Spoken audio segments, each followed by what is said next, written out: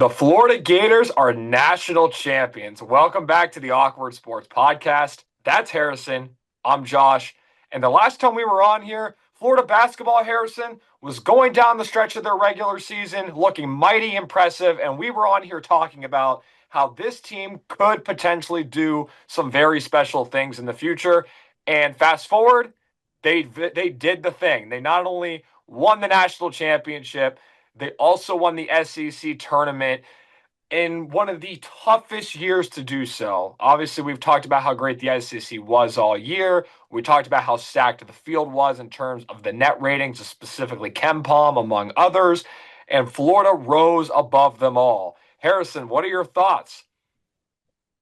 I think this was the perfect storm for the Gators. They are able to go through the entire season, playing through one of the best conferences, condition themselves for one of the best runs we have seen in a tournament in a long time. Think of who they beat who were at the top of the Ken Palm ratings. Auburn, UConn, Houston, Texas Tech.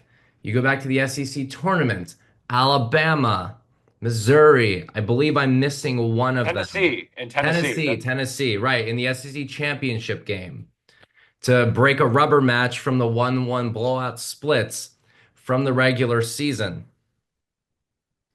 What a run. And let's not forget, this unbelievable talent is also an underdog story. It didn't look that way when you see how they're performing, that they're ranked at the top of the AP poll, they're a one seed in the tournament. None of these players are top 100 prospects. Yeah, none of them were. And it really speaks to just the building block process, finding not just the best players, but more so the right pieces, right? We get very easily enamored with the stars, Cooper Flagg, Ace Bailey, these guys that are going to be top picks in the upcoming draft, and they will be. You look at Duke's roster, right? They were a perfect example of that. They had a lot of success in the ACC this year with a lot of star players, that being Flagg, Con, Knipple, among others. And they made it to the Final Four, but once you get to the Final Four, that's where the experience pays off. You look at a Houston team that made it to the national championship, battle tested against Duke. If you go back to the year before, Houston lost to Duke by 2 points in a narrow margin game when they had Jamal Shed. He left with an injury. Sometimes those teams are better off from those losses going into the next year, and you saw that in that matchup. Florida went up against Houston in a gauntlet defensive game. And Harrison, I mean, the final score 65-63. If you had told me that Florida was going to be held to its second lowest mark of the season, being only 65 points, I would have thought this is probably where the run ends for Florida, a national championship appearance, and that's about it. But regardless of that, it still would have been a memorable season, but they took it a step further and won the biggest game of the year. Yeah, and I mean, look, I cannot tell you what the over-under is at this point. So we're talking about this a few days later after really sitting on it, letting it marinate, riding the high a little bit. But the over-under was not, let's say, 125 and a half. This was meant to be a shootout basketball game. And, you know, credit to the defense, but it came down to more who made a basket at the right moments. Like, think of Walter Clayton Jr., for example, who was the most outstanding player. Remember, it's MOP, guys, not MVP, in this one case at least. He didn't have any points until I believe 16 and a half or so, give or take, minutes into the national championship. And then he goes and puts up double digits right at the end. And that was the difference maker. He misses one basket. Houston wins the national championship. Yeah, and you talk about that, right? The buckets making down the stretch. When you get into a defensive game like they were in with Houston, every bucket is oh so important. Everyone is just that much more valuable. And Clayton down the stretch with the big and one at the rim, the big 3-point shot, the one of the very few times he even had a little bit of space to work with in that game. Houston did a really good job doubling, getting off of screens, and making it their top priority to take Walter Clayton out of the game. And they nearly did that.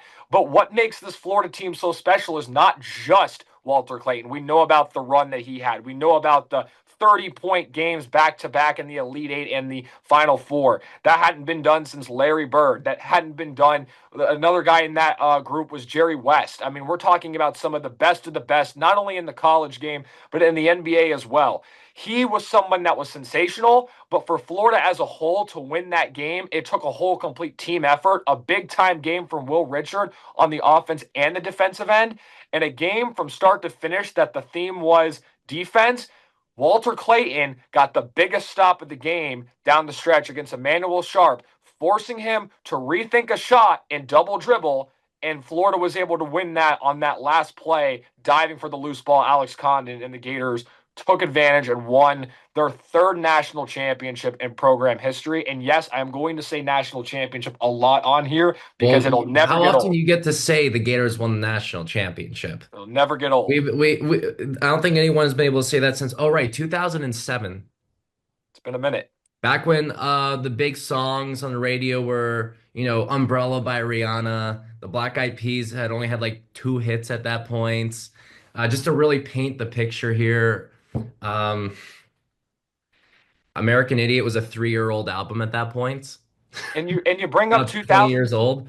Right. And you bring up 2007. And another thing that happened in 2007 that was not nearly as famous as all the things that you just mentioned was this little post-game locker room celebration that Florida had after they won their second of back-to-back national titles, where Al Horford, Corey Brewer, and Torian Green are all chilling in the locker room, and they are just saying, them Gator boys stay hot. And that was something that they were just hyped about. They won back-to-back. It was something that they were just excited to be a part of. They were letting their emotions go. And lo and behold, who would have thought that 18 years later, that not only was a video that was going to catch some steam, but become kind of like the mantra of the 2025 team, where they're like, this team's going to stay hot all the way through. And did they ever? They got into the most important month of the season, that being March. They went undefeated in March. Then they went into April, went 2-0 in April. I mean, this run from Florida, 12-0 in the months of March and April, them Gator boys definitely stayed hot. Absolutely. Couldn't get any better than that. And just trying to stick with some fun history here too. I'm not talking about any of the stuff on Twitter where people were, taking shots at Billy Napier after the national championship. I want to at least have some fun. There were some fun comments that were football related that I want to stick to because maybe history is repeating itself a little bit. We know 2006, they beat Ohio State, then they beat Ohio in football and basketball. I don't know if it's going to be the repeat of the two national championships. Want to know what can happen? A national championship in basketball, and then a Heisman Trophy. Ooh. Some people forget that overlapped too. It did. And I think, And and sophomore DJ Lagway might do something that hasn't been done for Florida since sophomore Tim Tebow. there you go. And there you go. And there's something there, and we're definitely gonna talk a lot more Gator football this offseason. You got DJ Lagway. I'm gonna drop this in really quickly. Of little concerned that he's not throwing. That's beside the point. We'll get to that in another episode. But yes, he's got all the intangibles. He's a superstar in the making. There is some bright spots with the Florida football program. But for this Gator basketball being able to get back to the mountaintop, we go back in time. We talk about how possibly history may repeat itself, right? But we also can go back and reflect on how far Florida has come just from just a few years ago, right? We We're talk about talking when less than we, five. We're talking yeah, less than 5 years. right. We can go back to when we were students at University of Florida, right? You 2017 to 21, me 2019 to 21, and we were both at the Florida football the game, the shoe throw game, and that's a day that for me was one of the lowest points of being a Gator fan in my whole life. You have I would agree with that. the Gators at the doorstep for football, and Wilson throws the shoe, and everything spirals out of control. But on that same day, Florida basketball played Florida State earlier in the day, and one of their better players at the time, who was a very good player, Keontae Johnson, he ended up collapsing on the court. They honored him at the halftime of the Florida LSU game. It was this whole big thing, and it was just a down day, a dark day in Gator sports, and At that point, you just didn't really see a light at the end of the tunnel for either program. You didn't see it, and I definitely didn't see it for basketball back then. I had no idea. We No. knew Mike White wasn't really the answer, but we didn't really know who was going to be that next guy. And then fast forward a few years, Todd Golden being from a Bruce Pearl staff at Auburn, then getting the head coaching job at San Francisco, impresses enough. Billy Donovan recommends him to Scott Strickland, who I'm going to get to here in a moment.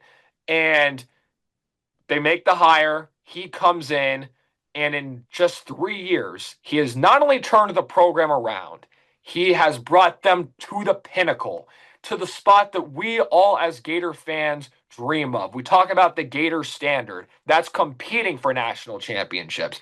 It would be one thing to compete for a national championship in your first 3 years. It's a completely new thing to To not win only it. compete but win one. And he did both.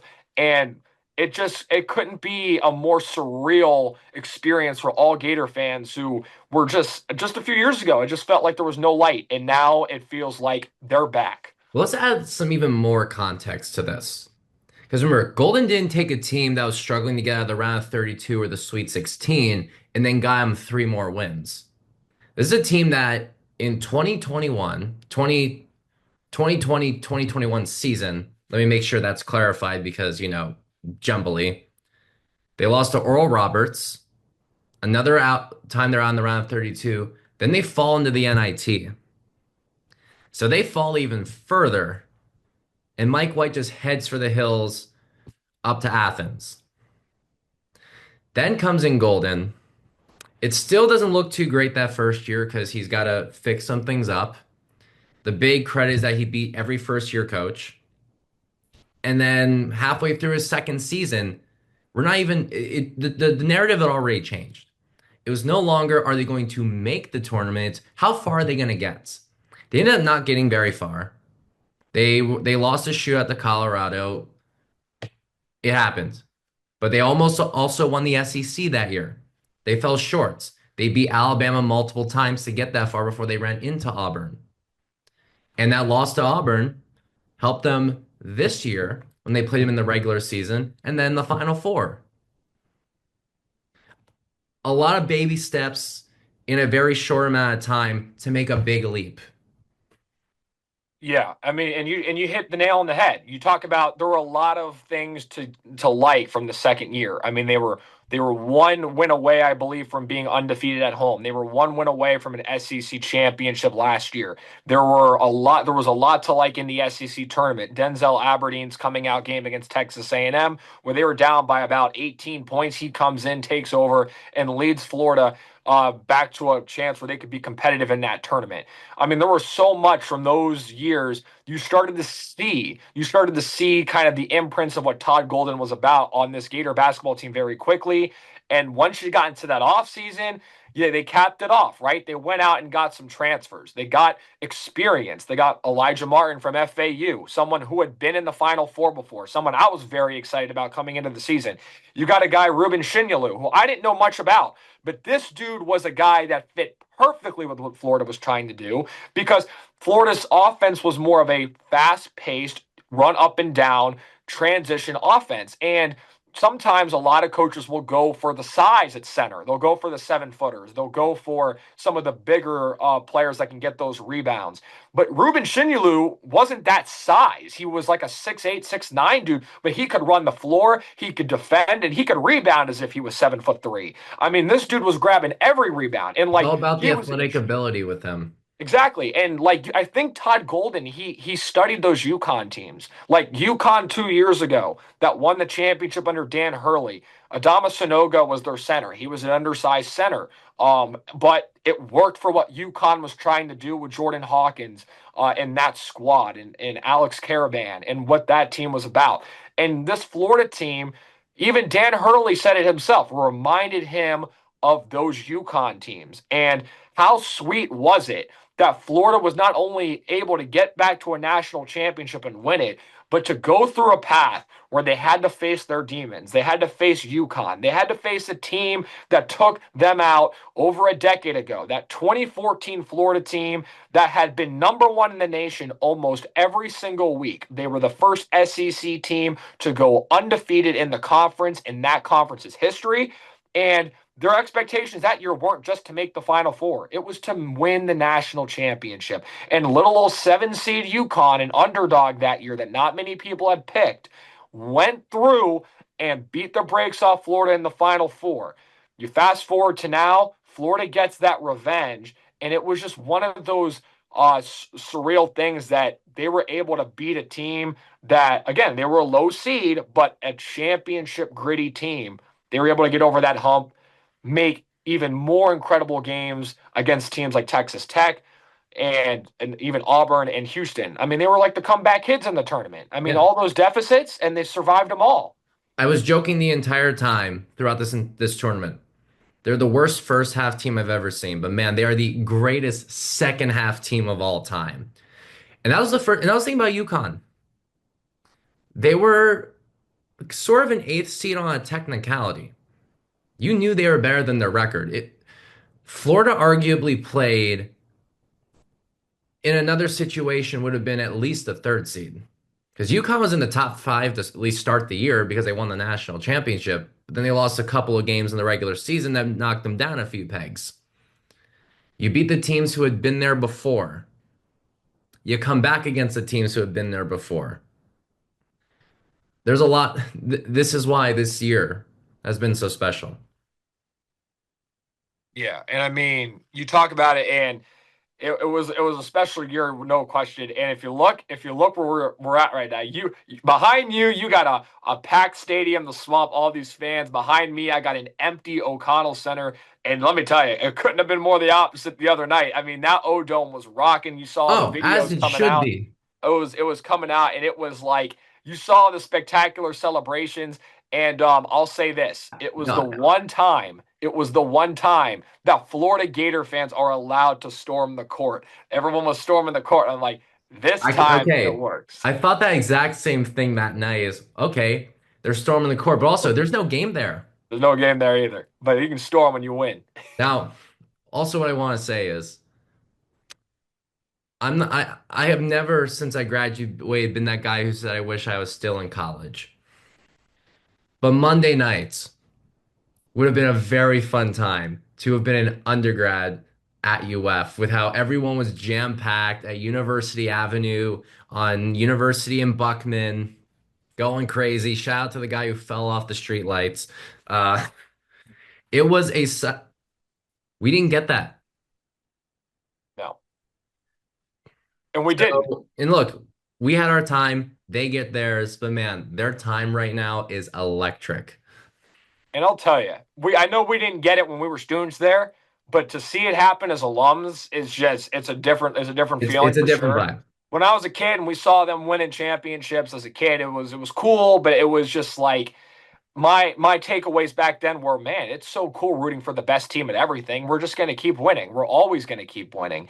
And it went from that to a whole drought of losing. And it was like, man, could those have been it? So this one, you celebrate it like it is it, even you hope, You even though have you hope to. that it's not. Um, but I wanted to segue because I have to be fair. Scott Strickland's gotten a lot of heat from me, from everybody, almost everybody in Gator Nation. He got this one right. He hired a championship winning coach in a big time sport. I have to give him that. I can't go through this episode completely without acknowledging that fact. It was a Billy recommendation, but he could have said no. He could have went out and got his own guy. He listened to Billy Donovan. He brought in Todd Golden, and Todd Golden in just 3 short years has delivered this program back to the mountaintop. So Scott Strickland, I give you that. Credit where credit is due. And we will leave it at that for now. No question. And you look at that, you look at this team again. We can go on and on. We can go on and on how special it was, top to bottom. The roster was complete. Um, and now you look ahead. You look ahead at the offseason. You look ahead to everything that comes afterwards. Way too early prediction for next year, Harrison. I look at this team and I see Sweet 16. I look at this team and I see Denzel Aberdeen taking over as the starting point guard. I think he's ready for the big stage. A few reasons why. The past 2 years, we've seen the flashes when he's been in the games. He doesn't get a whole lot of run because you're not going to get a whole lot of run when you're playing behind a guy like Walter Clayton Jr. For the whole Florida faithful, Walter Clayton Jr., the best Florida basketball player, in my opinion, first team All American. There's not going to be another one of those next year. No. There's not. Denzel Aberdeen, though, is a dog in his own right. And I can tell you a few things that he does and he brings to the table that maybe Clayton didn't have. He's got a quicker first step. He's got the best handle on this team. And man, when it comes to finishing at the rim, I don't know if he's necessarily better than Clayton, but he's pretty dang close. Giving him about 32 minutes of runtime next year, he's going to take this team by storm and be a leader. The question now will be the other pieces that are coming back, or are they coming back? Is Thomas Houck returning, or is he going to the league? If Thomas Houck's coming back, that's another big piece back for the Gators. Ruben Shinyolu is expected to come back. Alex Condon may or may not. He may go to the NBA. He may decide to come back. There's going to be some good pieces regardless. You got Cornelius Ingram's son, former football player Cornelius Ingram, tight end for the Gators. His son, CJ Ingram, is supposed to be on the team next year for the basketball team. So there's a lot to be excited about. And there's more money now going into Gator NIL for basketball. So 3 titles for Florida football, 3 titles for Florida basketball. The only school to say they had that in both. But Harrison, what a year it's been for Florida basketball. Unreal. You and I believed in this team from the beginning, and you fast forward, and they not only met the expectations, they exceeded them.